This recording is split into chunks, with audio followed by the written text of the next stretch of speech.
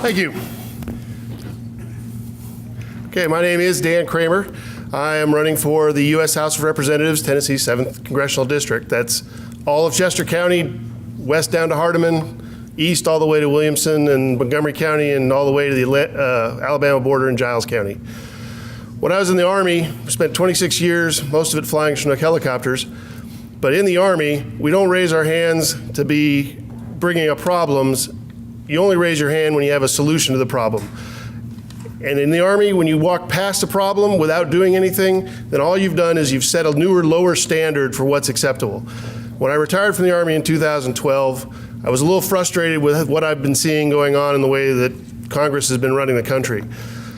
Inaction in Congress, taking the form of downgrading of the country's credit limit, shutdowns of the government over philosophical arguments between the parties, and just a general atmosphere of not willing to do the basic job of governing.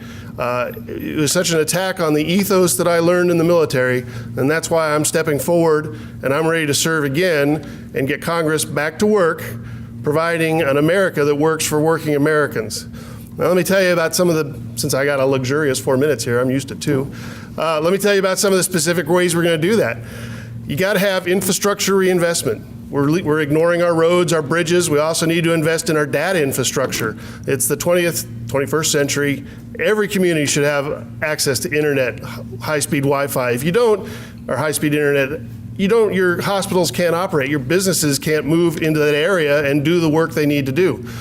You also need power management. You need an electric grid that works. You need a power system and an energy policy that provides electricity all through the district, all through the entire country. We also need a living wage. If you have people in your community who spend 40 hours a week at work, doing nothing else, because that's a full-time job, and when they come home, they don't have enough money to pay their rent, they don't have enough money to put food on the table, and they have to turn to the government for assistance, then that's not a minimum wage by definition. And in fact, what it really is a taxpayer subsidy for whoever their employer is, who's not paying them enough to survive. They can't work more than 40 hours a week. I mean, well, they can, but they're already going as fast as they can. And if they're not getting there, then we haven't met the standard for that minimum wage. Equality in the workplace also feeds into it. We all know that women are underrepresented in wages. A lot of that is because of the low minimum wage. A lot of that has to do with other cultural functions in the workplace, but it's time to correct those.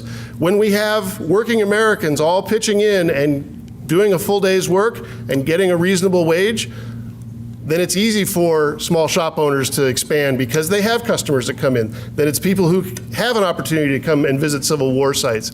And when you have a community that has infrastructure, then businesses want to come and relocate there because they'd like a more country form of life, but they need the infrastructure of good roads and hospitals, power, all of that stuff.